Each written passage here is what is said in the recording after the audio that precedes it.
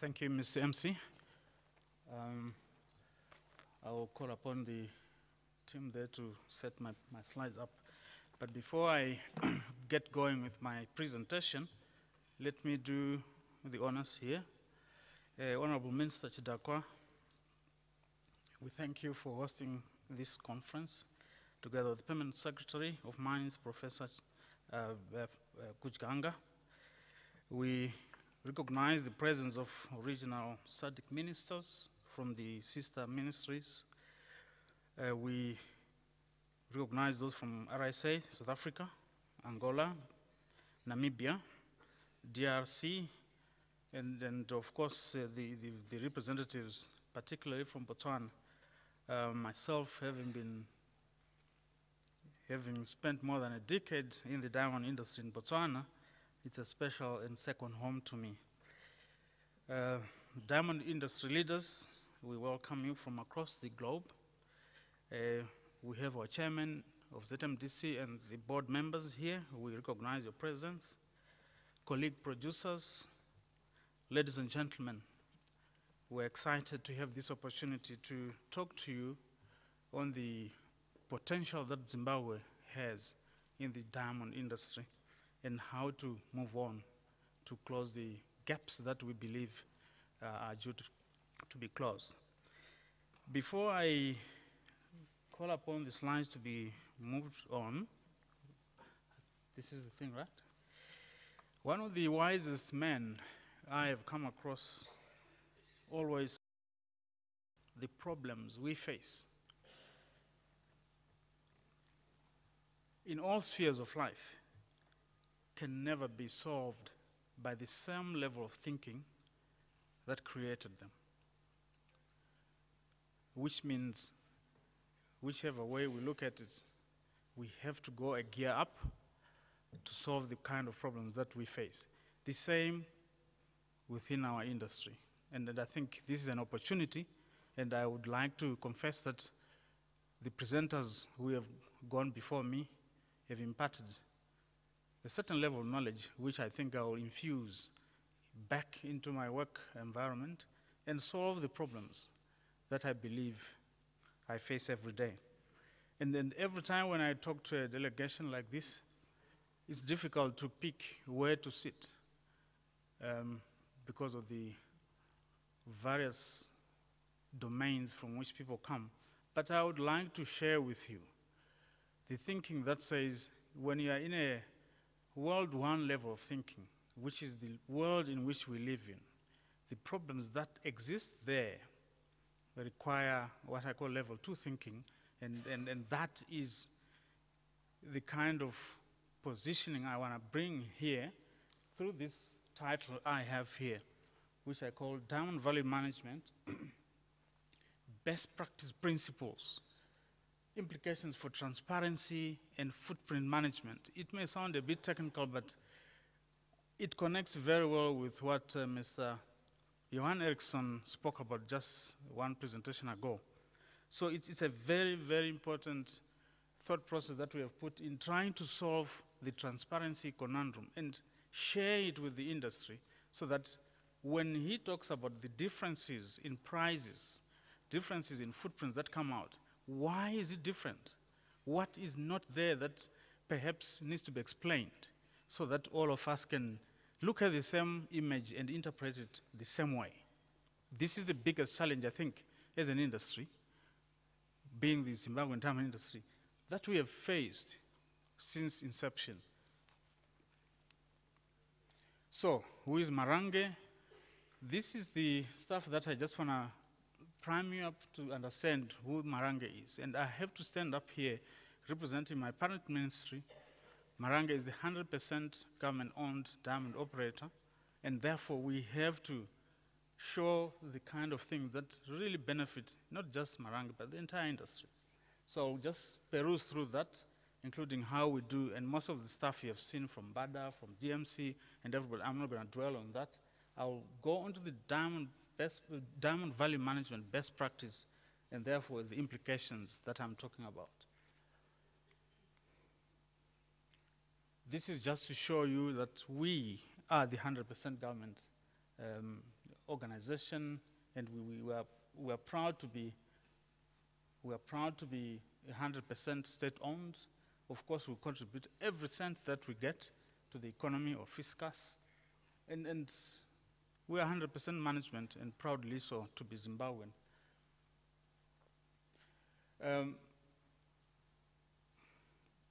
Our vision, we have a big aspiration. That is to really become one of the biggest producers, jewel in the crown of Zimbabwe and the region. But that must be premised on world-class performance standards. And these are the standards that I want to refer to so that we can be optimal, we can operate responsibly and sustainably for the long-term benefit of all our customers and the varied stakeholders. Our values guide us, and the way we think, the way we act, decisions we commit to make, are all premised on the way we, as a people, behave, and the way we choose to work, and how we relate with, within the community in which we do business. So it's a very important starting point for us, to the extent that as people, if trust and integrity, teamwork and respect are not there, it doesn't count for a business, and we value that in our people. And of course, that drives into our ability to produce, and therefore focus on continuous improvement and all else. Every day, the employees, as they come to work, they must think about what does it mean to be a Marange employee. And they believe that we, together, as a team, will produce today, tomorrow, together. And all our people, sorry, the slide has just been mixed up there, but 72% of our workforce comes from Manicaland, 28% from the rest of country, and gender equity is an issue. We consider that quite seriously, 90% male, 10% female. That figure keeps fluctuating up and down. We take great cognizance of the requirements to train people, and therefore we've got apprenticeships, graduate trainee programs, students on attachment, and direct employee base just around 500 and growing, because we are growing. Just, yeah. Go back. Go back. Okay, this is what we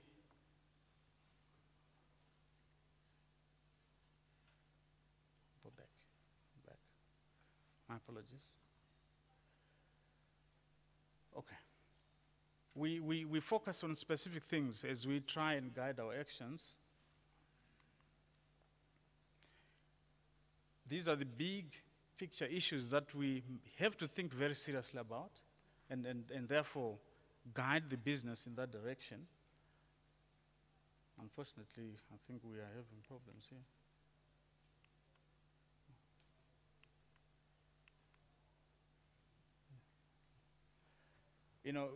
In a diamond mining operation, safety, health, and environment is a big issue. We believe that zero harm as an aspiration is achievable. We have done so before. So we believe that it's a key focus area for us. So is security and KPCS, focus, attraction and retention of requisite skills, including business optimization, which we call stay in business. Evaluation of the resource, which is the exploration side, we do that. This is a key focus area. The growth of the business itself, we do it ourselves. We build, we operate, and of course optimize. And we also participate in serious marketing and sales of our diamonds. Just a glance of what we produce. And it looks really unpalatable, but when you do the kind of things that we have to do, this is what you get. This pointer is not pointing properly, but just, if you can, look at the difference between the previous slide and what I'm showing now, after really cleaning and peeling off the skin. So if anybody tells me our diamonds are not as attractive, I can argue that with these pictures. Anyway, just to show you where we are, right in the eastern border of the country in Manicaland, that's Marange resources, and where we are mining relative to the rest of the areas, the whole area there that we have actually is all the operators. Those are the next areas that we are going to be doing a lot more exploration, which means the potential is there. How we do the extraction of our diamonds. Exploration, like I said, we mine, then recover and sell. It sounds as simple as it looks, but it has got deep-seated issues that we need to deal with every day. Resource evaluation, ore body modeling, geometallurgical modeling, just building the resource and designing the way you have to extract what you have to extract, which is the diamonds. Mine planning, life of mine determination, all functions in exploration and evaluation. Mining operations, you saw the pictures from DMC and Mbada yesterday, very similar. All processing. Unfortunately, I think something happened there. This is the heart, and Mr. Erickson referred to the issue of setting up the plants. And I'm not going to dwell on this slide, I will dwell on it as we discuss the issues that affect the footprint. But the biggest issue we have to deal with here is the technology that has got to be employed. There are issues and implications for the choice of the technology that you bring into your business. And when you have to say a size fraction is missing, or there are losses, whether it's theft or anything, it may just be the technology employed.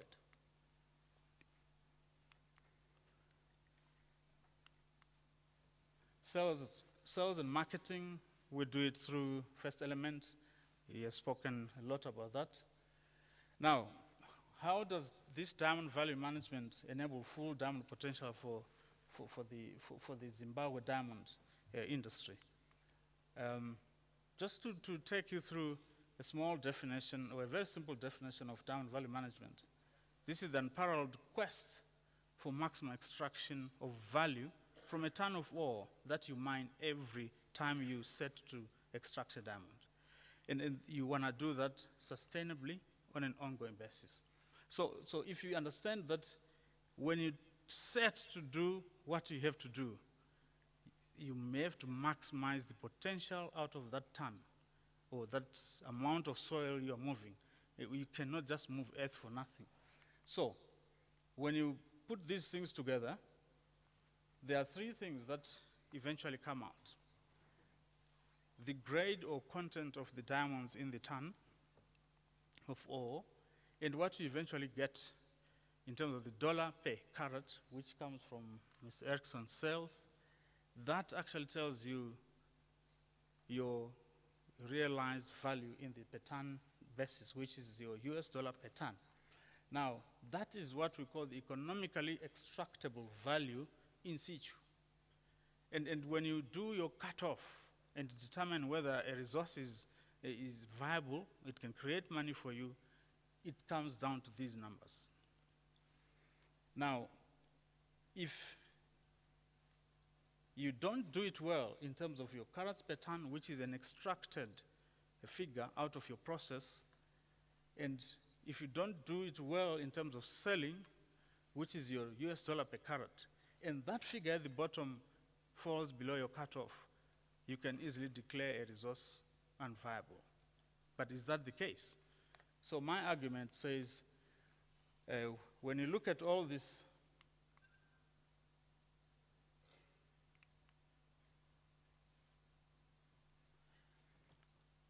the principles that we bring into the process in terms of making sure we try and maximize the value from each ton is bound by a set of pillars. And I call them pillars, but they're principles.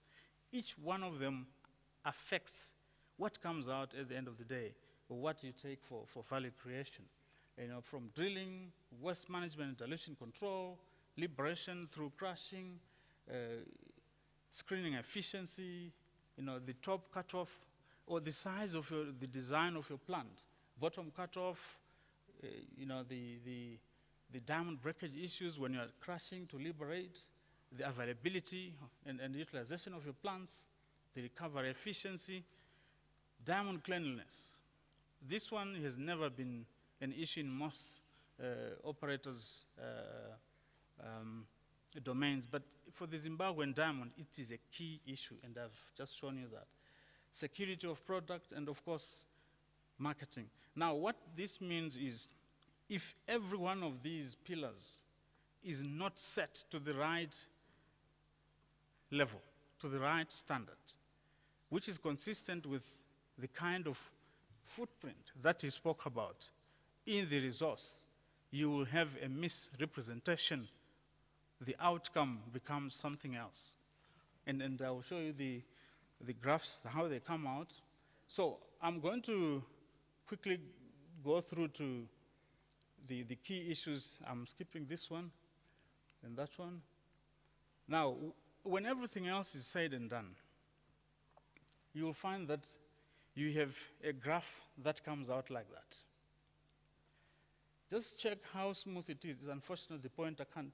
But the red one, if you can see, is the month to date for that month, which I have. The black one is the year to date. But there's a shift to the right. Now, when I talk of a footprint, this is the signature of what has come out. It's the size of the diamond at the base versus the relative amount. Simply put, you can put many other parameters, but this is the simplest form it comes in.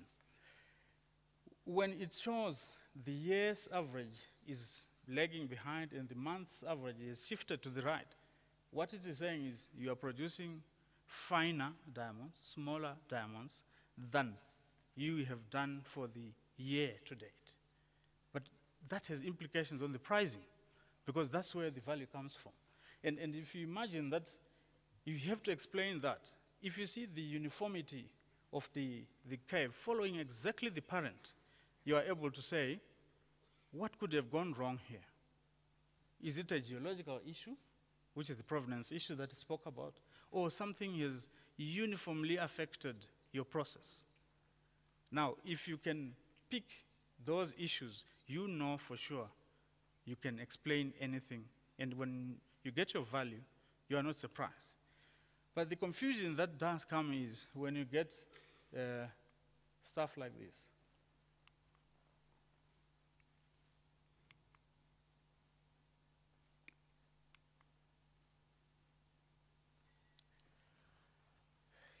This is the biggest challenge we have in the industry. The first one represents the actual, which is what you would get on a, let's say, shiftly basis. And then you start to get the next one, which is so distorted. The third one, which is even more so, let alone the final one, which has got a kink somewhere. I mean, once you see these things, which you have to do every shift as you sort, if you don't do this, you will not pick it up. And then you will take your production for selling with all these kind of things. And when you get a low price, you are surprised. Or when you get something else. So this is the kind of footprints that run a diamond operation. And I think those who understand what I'm talking about in terms of, you know, the reality that it represents on the entire production and value that is embedded in the loss, you then start to understand, actually, if you don't do this, you are running in the dark. Because you will produce something, but that something is not in the right format as it should be. What it means is, one, somebody has put his fingers into where they shouldn't be, and that's the reason for security to investigate. Two, the plant has gone out of controls, and you are unable to actually recover all the diamonds, either the top large diamonds, small diamonds, or the diamonds in between. So we have a big challenge as an industry to understand how these parameters have got to be controlled It's not something that you just do overnight. You have to build a real database to get this kind of thing. These are some of them. Now, I'm putting them up because they represent a different technology. And the reason I put them here is these are from a PAN operation. PANs. The ones that I gave you, which are nice and smooth, reflect the latest technology we have in the operations, like the XRT, of course, partly DMS. But if you don't have those latest cutting-edge technologies, you will start to produce things like this. And you are losing the value. And that is not consistent with this potential we are talking about. So, going back to basics, it starts by setting up, designing your operation, bringing in the right level of technology, and making sure you don't get things like this. And of course, this is best practice. If we have to provide assurance to everybody else that we are doing the right thing, we need to be producing this. Marange is a big, vast, expanse field, and players in the various locations can actually coagulate and produce something that looks like this, just to demonstrate that it's the same or children of the same parents. So this actually helps us maximize value extraction and therefore deals with transparency. You cannot argue for theft or against theft if you don't have, and therefore the transparency disappears. You know, our principal, who is the Mines and Mining Development Ministry, really needs to ask us as operators what we are doing.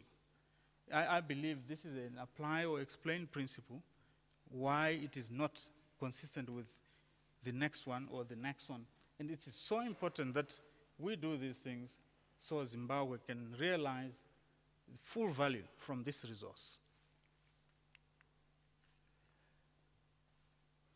Given this scenario, and therefore the issues that are attendant into the diamond industry at this stage, we believe, as Marange and on behalf of the government, that the purpose for which we were created, just inspires us to do more.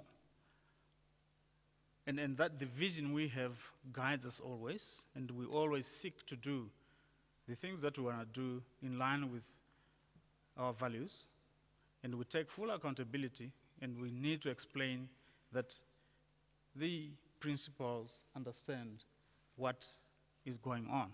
So, having said this, the transparency conundrum becomes a big issue, and therefore, we are saying, let's open it up.